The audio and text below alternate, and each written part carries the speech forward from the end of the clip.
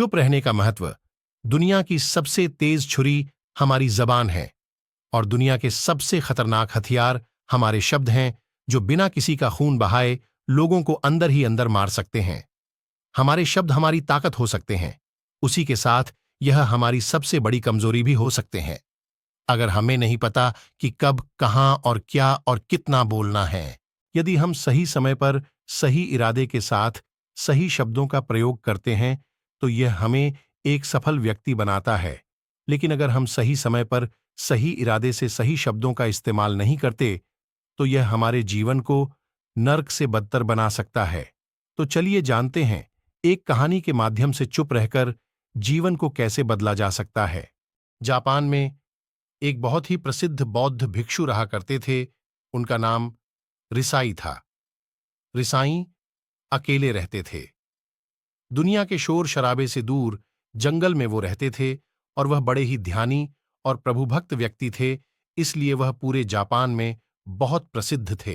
एक दिन एक राजकुमार रिसाई के पास आया और बोला, हे प्रभु, मैं हमेशा थका हुआ, निराश और परेशान महसूस करता हूं। मेरा मन बहुत अशांत रहता है। हालांकि मेरे पास सब कुछ है, दौलत, शोहरत, सुख सुविधाएं जो हर व्यक्ति चाहता है या पाने की चाहत करता है, लेकिन फिर भी मेरे अंदर इतनी अशांति और चिंता क्यों है? रिसाई ने उसकी बात बहुत ही ध्यान सुनी और कुछ सोचने के बाद कहा, तुम इस प्रश्न का उत्तर जानते हो, बस तुमने कभी इस प्रश्न को हल करने की कोशिश नहीं की है। रिसाई ने आगे कहा, मैं एक खोज करना चाहता हूं, क्या तुम मेरा साथ उसमें दोगे? इस खोज के बाद तुम्हारे जीवन में किसी भी तरह की अशांति और चिंता नहीं रहेंगी। यह बात सुनकर राजकुमार बहुत खुश हुआ। उसने रिसाई से कहा, बताइए, मुझे क्या करना होगा? अपने मन के शांति के लिए मैं कुछ भी करने को तैयार हूं। राजकुमार की बात सुनकर रिसाई ने कहा, तो फिर अगले 15 दिन तक मेरे आश्रम में रहोगे और एक सामान्य व्यक्ति की तरह अपना जीवन व्यक्तित्व करोगे, और इन 15 दिनों में तुम अकेले और चुपचाप रहोगे, जितना हो सके कम बोलोगे। राजकुमार सहमत हो गया। पहले दिन राजकुमार को लगा कि उसका मन सामान्य से अधिक अशांत और विचलित है। उसके मन में तरह तरह के विचार आ रहे थे और वह आम लोगों की तरह जीवन जीने में असहज महसूस कर रहा था और उसे अंदर से बोलने की चाहत हो रही थी, लेकिन वह चुपचाप रहा। उसके मुंह से एक शब्द भी नहीं निकला। अगले दिन वह वैसे ही पूरा दिन चुपचाप बैठा रहा। अगले 2-3 दिन बस वह चुपचाप बैठे रहता, लेकिन रात होते होते उसे अंदर ही अंदर शांति का अनुभव होने लगा। उसके लिए यह अनुभव अजीब था। वह खुद से पूछ रहा था कि वह अंदर ही अंदर इतना खुश क्यों है। अगले दिन राजकुमार अकेला चुपचाप बैठा रहा और वह प्रकृति को निहारने लगा। वह पौधों को, फूलों को, आकाश में उड़ रहे पक्षियों को देख रहा था। वह अपने जीवन में पहली बार यह अद्भुत दृश्य महसूस कर रहा था कि उसके आसपास कितनी सुंदरता है। अब वह दिन भर प्रकृति की सुंदरता को निहारता रहता और ताजगी महसूस करते रहने लगा था। इसी तरह से 10 दिन बीत गए थे और उसके मन की सारी बेचैनी, सारी हलचल और सभी तरह के तनाव गायब हो गए। 11वें दिन की सुबह राजकुमार फिर से एकांत में बैठ गया और कुछ ही मिनटों में उसकी आंखें अपने आप बंद हो गई और वह गहरे ध्यान में चला गया। वह पूरे दिन वहीं पर ध्यान लगा के बैठा रहा और गहरे ध्यान में डूबा रहा। न कोई शब्द, न कोई चिंता। राजकुमार भीतर से असीम शांति और आनंद से भर गया। राजकुमार अपने बाकी के 4 दिन इसी तरह व्यतीत करने के बाद रिसाई के पास गया और उन्हें प्रणाम किया और बोला, हे भिक्षु महाराज, मुझे उत्तर मिल गया कि मेरे में इतनी उथल पुथल और चिंता क्यों था। मैं जान गया कि मेरा मन इतना अशांत और विचलित क्यों था। रिसाई ने मुस्कुराते हुए कहा, बताओ क्या उत्तर मिला तुम्हें? राजकुमार ने कहा, मैं जरूर। एक दिन एक राजकुमार रिसाई के पास आया और बोला, हे प्रभु, मैं हमेशा थका हुआ, निराश और परेशान महसूस करता हूं। मेरा मन बहुत अशांत रहता है।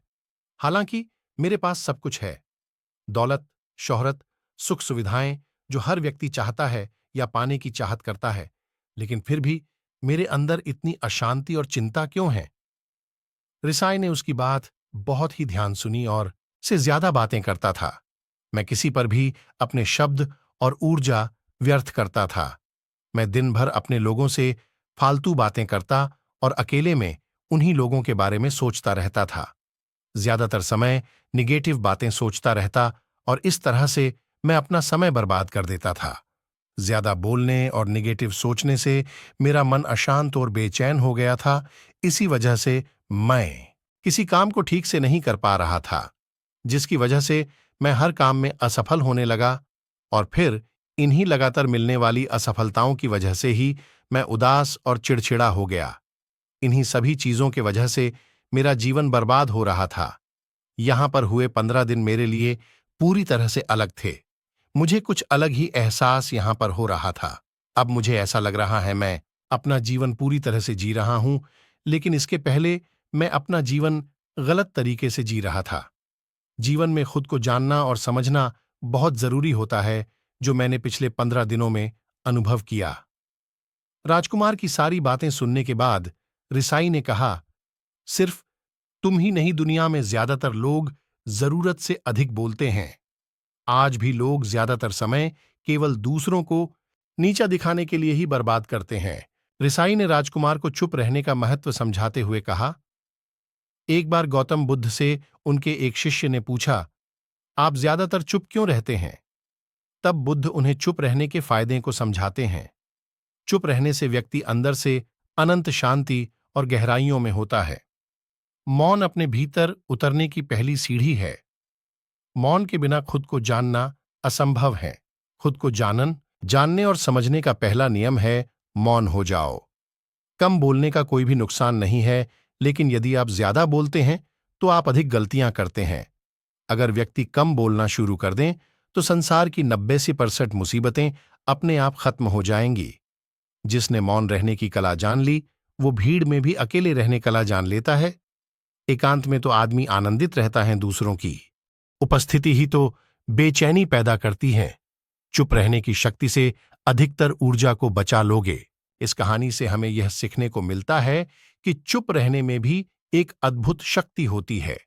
अगर हम सही समय पर सही शब्दों का प्रयोग करते हैं तो हम अपने जीवन को सकारात्मक दिशा में बदल सकते हैं। चुप रहने से हम अपने आत्मा की गहराइयों में जा सकते हैं और अंदर से शांति का अनुभव कर सकते हैं। इससे हम अपने विचारों और भावनाओं को साफ करके अपने जीवन को सकारात्मक बना सकते हैं। चुप रहने की कला हमें सीखनी चाहिए, ताकि हम अपने शब्दों का सही इस्तेमाल करके अपने और दूसरों के जीवन को सुधार सकें। उम्मीद करते हैं आपको ये कहानी और चुप रहने का महत्व पसंद आई होगी। अगर ये कहानी अच्छी लगी हो तो हमारे चैनल को सब्सक्राइब करो और वीडियो को लाइक, कमेंट, शेयर जरूर करना मत भूलो। हम मिलते हैं कल की नई कहानी में।